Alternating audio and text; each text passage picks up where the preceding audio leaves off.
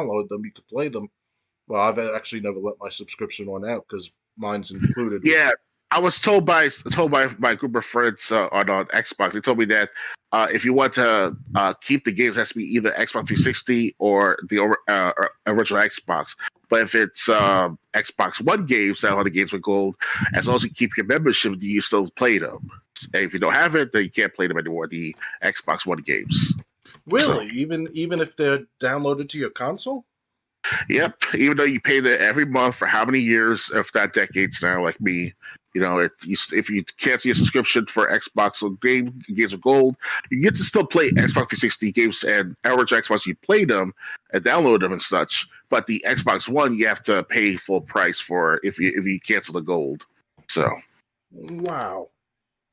yeah, it was like a small under the radar type of sense. So I heard about that for many months, if not a good couple of years now. But I didn't believe it until like to get cancel my subscription one day and to see what happens. So my subscription ends at my Xbox Gold ends in on September. So if it's true, it's true. Yeah. I guess I'm gonna keep my gold subscription if I can't afford Game Pass. But at this rate, though, they're doing themselves a good favor, Microsoft Xbox, because this month has the pod racing game available to play this month for the games with gold. So it's not bad on our part to keep playing that. So I haven't Yeah, played it yet, but I will eventually play it. yeah. I haven't played it yet. I haven't played Hoa either. But I've played. I swear I might have had it before with previous games with gold or something like that. But yeah, so I didn't know that. I thought if a game was released on Xbox One and you downloaded it with games with gold, as long as it was on your console when your subscription ran out, it was it's already on your console. Obviously, you couldn't access the online services, but I figured the single player mode would still be there. And that's why the DRM back in 2013's E3 conference of Xbox conference, people were pissed off when they hear about that DRM stuff, and now it's creeping up back into the surface with all this, always online Yeah, services. So yeah, it was inevitable back in 2013. Even though it had created a setback for Xbox to stop doing the DRM, but they still crept that back up over the years. And I'm sorry if I have to be bad mouthing Microsoft Xbox, but this is what happens when you're anti-consumer after all. Microsoft, it's yes, we have Windows on every computer now for how many decades, but Xbox is a little different story because what if we want to trade materials like USB ports with games to game the console to game, etc., etc. It's baffling. They still actually put that into our Xboxes still. So yeah. Microsoft better quit it because when they tried launching that in 2013, they almost killed the Xbox One before it was even launched. That's why they reversed it so quickly. yeah, I mean, most gamers on Xbox Live are like, there's 40 million as of like 2018 on Xbox Live playing on a constant basis. So of that 40 million, majority of them are like Generation Y, millennial gamers. So we're like kind of like we are used to spending every month on Xbox Game with Gold, but the Gen Z and anyone who's just basically dirt poor, who has an Xbox 360 or Xbox One, they see the travesties of the anti-consumerism. Because when you lose your gold, you can't play certain games, you can't do this, you can't do that. But with us, it's like we have the money, we work, we always work. Us Gen Y and earlier generations, it's a good way for the younger crowd to see all this stuff happening as they get older, and they have to just organize and fight for that stuff. So it's just baffling still. I'm glad I'm with friends with some younger crowds. It's still in that early 20s, late teens, so they keep me up to date with what's up with Xbox's features. So Yeah, well, like I said, that's the beauty of retro gaming. As long as I always have at least electricity, I can always pop in Marvel Ultimate Alliance on my Xbox original or Apocalypse on my PlayStation or something like that and play that till my heart's content, basically. Or I could play Time Crisis on my CRT TV underneath my desk collecting dust. We'll see. I'll dust that off and put my TV on top of the stand and start playing for real. Not for real, but like for actuality, and just have a good time with my friends, whoever come over, whatever, rather than having online, always online DRM on my Xbox to play with others in different parts of the world. Yeah. So it's always that comfort to have someone next to you, like like you and I did back in the day. Triple J and I go to each other's houses playing, from was it SmackDown versus Raw and all, and Time Crisis at one time, and the Spider-Man game you share with me. So it was some good memories we have, and now everyone's in their own confines of home and got to stick with the always online service on to play with each other. There's no split screen anymore with most of these games in today's world. So yeah. That's why I always say there's always a place for retro gaming. I could always turn on my Sega Genesis and play Toe Jam and Earl and Panic on Funkatron or Sewer Shark. And I still think Sewer Shark is a good game, even though I'm in the minority on that. yeah, But yeah, so I mean, that's just I didn't know that. But then again, we're you and me, and people our age, we're more used to gaming subscriptions. Like I used to be in 2011. Was a monthly subscriber to GameFly until I moved down here in 2017. right. I stopped my GameFly subscriptions just because games were taking like 2 weeks from the time I sent one off to the time I received one, and now instead of subscribing to GameFly, I'm subscribed to Game Pass, which allows me gold and everything. So I probably wouldn't feel it unless I really got hit for money where I couldn't afford the subscription 1 month. But Oh yeah. unfortunately, what can you do? I I Well, just like know I I just told know if Microsoft tries this on a big level, they're going to get the same response they did in 2013. Well, obviously we're older now, and that means we have more chances of having more steady incomes to get older because we're in our 30s. But the ones who are like 20s and younger, who just started out in the world trying to find a job, or they never had a job, so they had to rely on parents or a roommate, or perhaps like over the internet, subscription grouping going on with like exchanging codes and passwords to share each other's information to go on the Xbox Live and all. They can organize and just or just work or whatever. But obviously that's an option for them to understand that in the world of consumerism, there's gives and takes. You can have it all at times, but you can't give it all to either. So it's kind of like it's like a consumer, the industry, the distributor. It's a three-way dance of all time. It's like a triple threat of exchanges, give and take. So you can't have it all, you can't give all, and that's what I try to explain to my the younger gamers who I interact with when we play Halo together. They like complain like, oh, Halo, it sucks, and we got to pay $20 for a skin, and we got to pay for gold, and it's horrible. And they're saying, and I'm like, guys, it's just. I mean, they convinced me not to play Halo Infinite for a while now. It's been like 3 weeks I haven't played Halo as much, but Halo Infinite that is. But the Xbox Gold and stuff like that, it's it's like, what do you want really for Xbox Live Gold? I mean, it's something. It's not like it's nothing. Right. Yeah. So anyway, Star Wars Episode 1 Racer is available now, and Hoa will be available probably May 16th. Definitely, I gotta play more of that pod racing myself sometime tonight too if I can. All right, ready to move on? I just want to say too, with the games we go for the podcast, the pod racing game, it used to be the N64 on many years ago, and that was pretty good to actually own that copy. I never actually owned it, but I played it. It was pretty good. Now they upscale the graphics a bit, so I recommend playing the pod racing game whenever you get a chance. Though, unfortunately, they didn't make it online compatible for online gaming. But if you have like a sister or brother or a close neighbor, friends, get together and play 4-player pod racing. Okay, that sucks. They didn't add online gameplay. They still have like all the capabilities, like leaderboards, I believe. I'm not sure if it's leaderboards or not, but it's something where it still falls like online something of service, So, all right. So ready to move on? Yeah, I'm ready. All right. Next,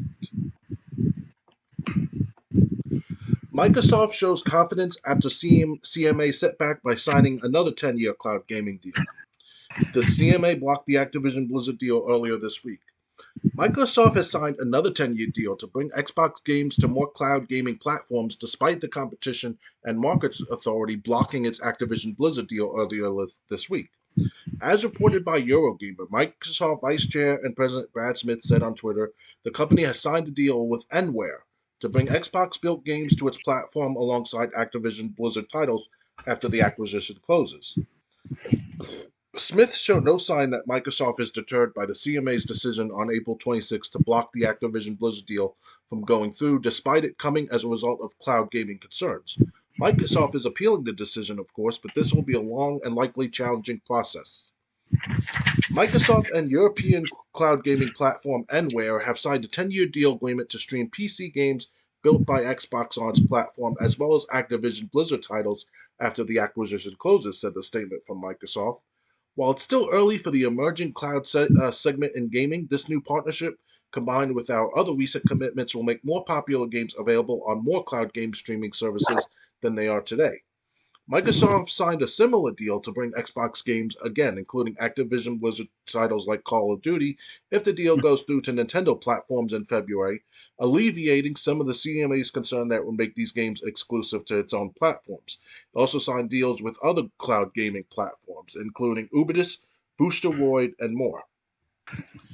So, yeah, that's my thing. They signed with more gaming platforms. I think Boosteroid was the one in the Ukraine. Why is I don't understand what the CMA's concern is, because they're not just making deals with game developers; they're making deals with cloud gaming platforms as well. Mm-hmm. So, do you understand why is CMA just sticking their heels in the mud for nothing? Because it seems like everything they're worried about is not going to come to fruition, not without major lawsuits. Okay. Hmm. Well, it's another 10-year gaming cloud deal of sort with the acquisition of Microsoft's Activision Blizzard deal, right? So it's all about the regulations in industry, or if you want to call it like the governmental affairs and the bureaucracy behind the regulation of companies. So it's a nightmare if you're not careful with stepping on government's toes, which Microsoft has not as of lately for the last 15 years. So I don't understand what's the big deal. I mean, back in the 1990s, early 90s, or earlier late 1980s, when Windows came out for the first time or first few times, the government was concerned about Microsoft being a monopoly back then. So it's kind of like this, flashback slash, rehashing of a personal grudge with Microsoft. I bet with the government, or whether it's Canada's government or even America's government or any other government around the world. It's a conundrum right now. That's all it is right now. It's hopefully it will die down within a few months, and most likely the deal will not pass. But at the same time, like, we're not sure yet, so it's kind of like it's all up in the air now. So it's all about waiting it out and just play the waiting game. That's all it is now. Yeah, so I guess all Microsoft can do is basically get as many cloud gaming competitors, make deals with as many cloud gaming competitors as you can to negate what the CMA said. And CMA is in Canada, right? No, UK. Oh, the UK. I'm sorry about that. So UK has their own strict laws too, with PEGI and all that stuff like that. Even if it's a rating sport and stuff like that in the United Kingdom, but still, it's like it's regulation after regulation, and the bigger the company is, that even that just started out, the more red tape, the more lawyers you need, and everything else, and which is no problem for Microsoft, because for decades they've been holding their ground, with their monopoly, antics, whatever we call it, based on government's perspective, whether it's in the United Kingdom or in the United States or in Canada. So, Yeah. So anyway, they made another deal with another cloud gaming platform. So that again, I don't know what the CMA's problem is. Ready all to right, move on? yeah, I'm ready. All right. Next, Dauntless developer is the latest studio to suffer significant layoffs. Phoenix Lab, the developer behind Dauntless, has laid off 9% of its workforce amid a larger industry trend towards downsizing. The gaming industry has suffered a wave of layoffs in recent weeks, and Dauntless developers Phoenix Lab is the latest victims of the trend. Back in February, GamesBeat reported that the studio's management purchased Phoenix Labs from the Singaporean game company Garena, which originally acquired the studio back in 2020. The studio didn't say how many employees were affected by the move, but Polygon estimates that it impacted around 30 people based on its LinkedIn profile. Phoenix Labs issued the following statement to Polygon. As part of the reorganization, we worked diligently to find new assignments for as many employees as possible. While we succeeded in reassigning many people, there were cases where we had to part ways with some talented folks. In total, 9% of our total employees have been affected, including some out of Montreal and some working remotely in the United States. In addition to severance and benefits coverage extensions, we've offered assistance for job placements in an effort to ease transition for all affected employees. The company said back in mid 22 that it has 10 projects in various stages of development, including the upcoming co op farming game, Fae Farm. In that same statement, Phoenix Labs said that Dauntless had reached at least 30 million players. Dauntless is a free to play RPG that is often compared to the Monster Hunter series. Similar layoffs have occurred at major gaming companies like Take Two and Amazon. So, what do you think about this? About uh, the studio, Phoenix Lab, laying off nearly 10% of its workers. Surprisingly, I never heard of Phoenix Lab before in that format of wording. I did hear of Phoenix University and also how that's not tying it together. But anyway, Of course not. you never know. They're having like a pipeline or something from like college students of Phoenix University to Phoenix Labs. You know. I'm pretty sure they're separate. Okay, I'm sorry. I don't overthink things at times, my friends. So it's something to because we have concern, yes, but like any other industry, Microsoft laid off 10,000 workers themselves, if not more so. Twitter did the other month or two with Elon Musk being in charge for the last few months now. Who else? One of the companies got laid off. I think Yahoo, if I'm correct, may have to lay off a couple of hundred workers, maybe. They Didn't haven't been Naughty public Dog have about to it. lay off some people? What's that? Didn't Naughty Dog have to lay off some people? I'm not sure about Naughty Dog. I haven't looked into that yet. I think we talked about it on a different episode. Right. But that was how many months ago? That was like what, 3 months ago? Maybe 4 Um, months. let's see. This was just this. Oh, wait a minute. I'm finding articles from a couple of years ago. That's before we started. Oh wow. There was Ah, the Order 1886 studio Ready at Dawn hit with massive layoffs back in the end of April a couple weeks ago. Yeah, I knew it had to be no more than 3 months back. I was like, yeah, it's got to be at least a month or two ago. That BuzzFeed got shut down. That they got shut down completely, Yeah. and they've been laying off people for years, on and off. So it's a domino effect. It's happening right now with our economy. There's been rumors, not rumors, but in Yahoo News lately, they said that the Federal Reserve is going to raise the interest to 5%, which I know all that's economic jargon to the average person, but in layman's terms, basically they try to reconfigure the economy to its best ability because whatever had going on for the last few years with the stimulus checks and all, now it's starting to show its ugly head in the economy. So basically now they have to reconfigure things, and hopefully by the summertime, it's not going to get any worse. If not by the October month, or whatever why is they call it the October surprise? I'm not sure exactly why as much, but that's what's going to happen by around that time, between like summer and October. But there's also rumors too. I know I'm going off of a tangent here, or partially going off topic, but there's also been rumors that they're going to convert like digital dollars into digital currency completely by July, which is like, that's kind of weird. So that's been like up in the air for a few days now. So it's I like, don't think that's going to happen. Not until they get Bitcoin on board. oh yeah, well, I mean, Bitcoin is obviously its own separate entity from the government, so the government cannot regulate that stuff. So they try to do something with the U.S. dollars to make sure everyone goes on the direct deposit or digital currency, wherever the case would be, with basically not having cash in our pockets. Right. But that's a separate story of its own, guys. But still, it's still connected somehow within the layoffs and such, because we've been like holding up this economy for how many years now, since the 2008-2009 economic crisis, and now it's starting to show itself again. It's a never ending process until we can reconfigure the economy. That's when we get better video game sales, or better video game quality, and other entertainment flourishing, even because it's been like a daunting task to make good entertainment content, movies, TV shows, video games. And it's to the point where it's like they're not really being authentic or natural or organic with the output of its quality.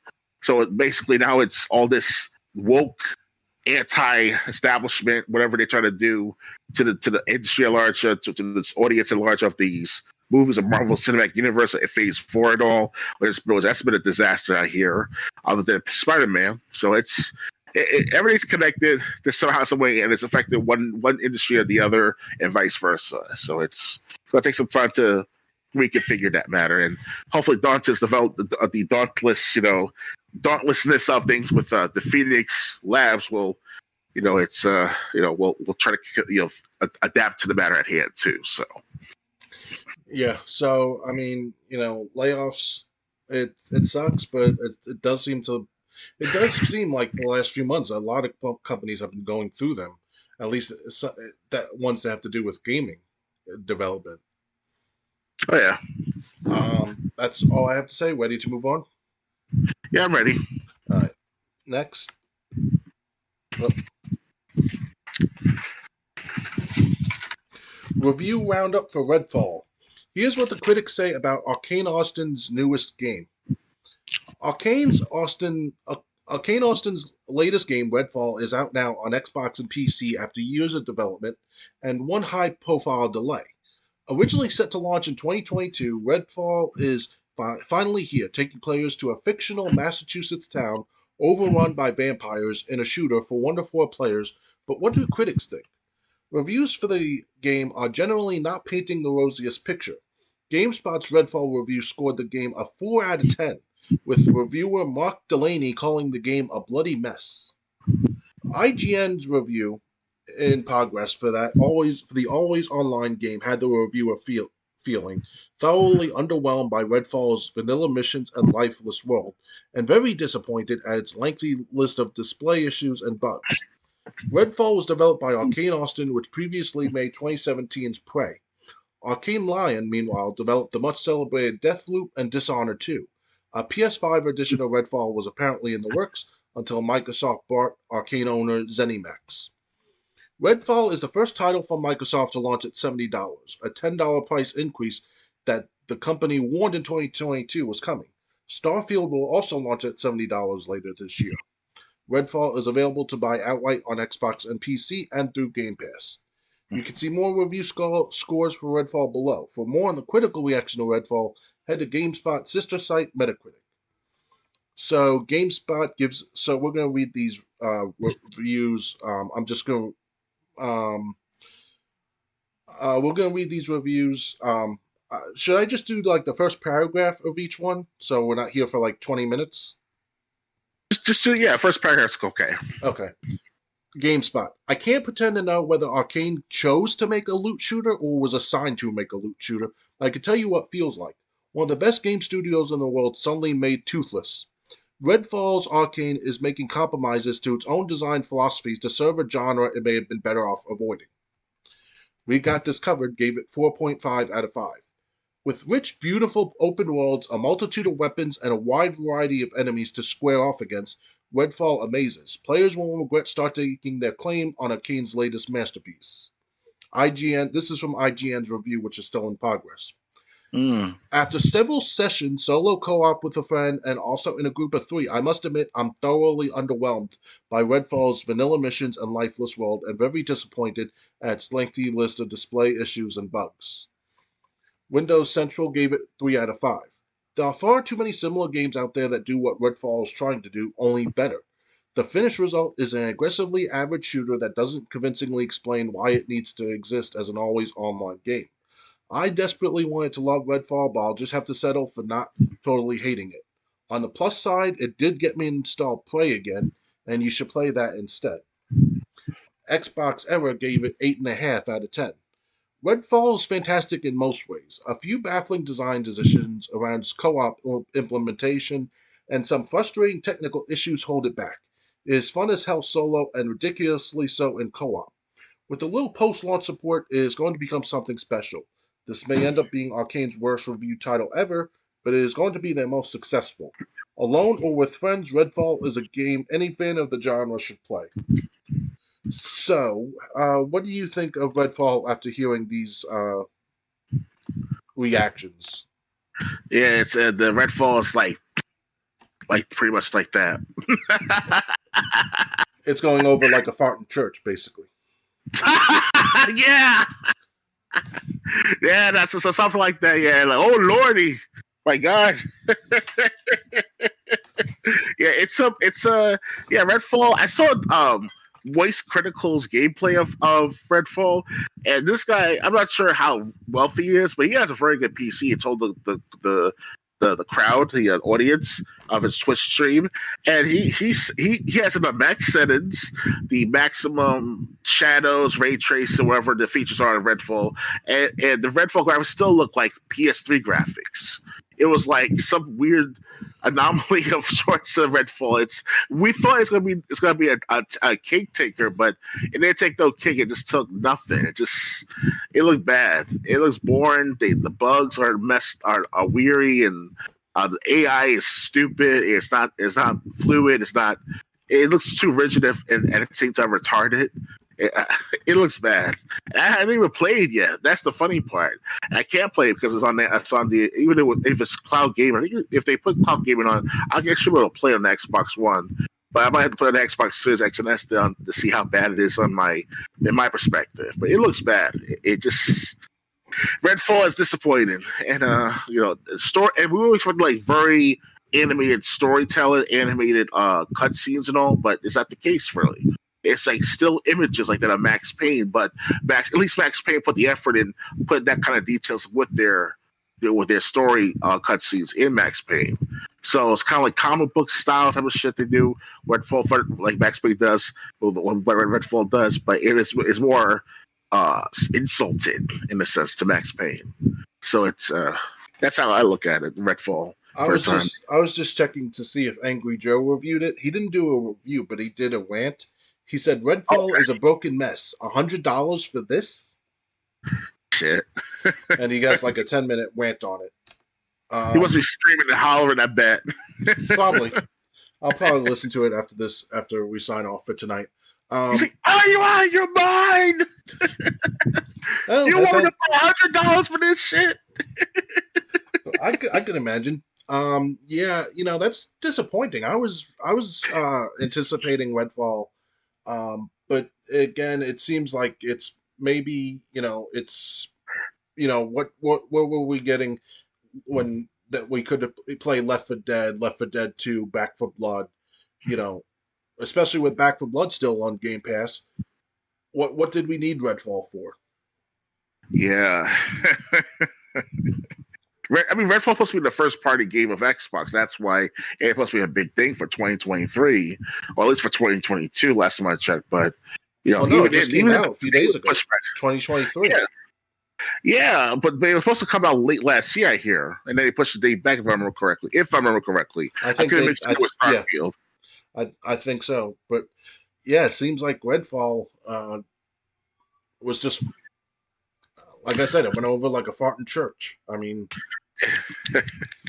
and Starfield is like the last ace in the hole for 2023. And if this doesn't pull through in September, it pushes the date back at least 2 times with Starfield. So I hope they'll polish it up for the next 3 to 4 months from now and take it from there. If not, then it's gonna be worse than Redfall.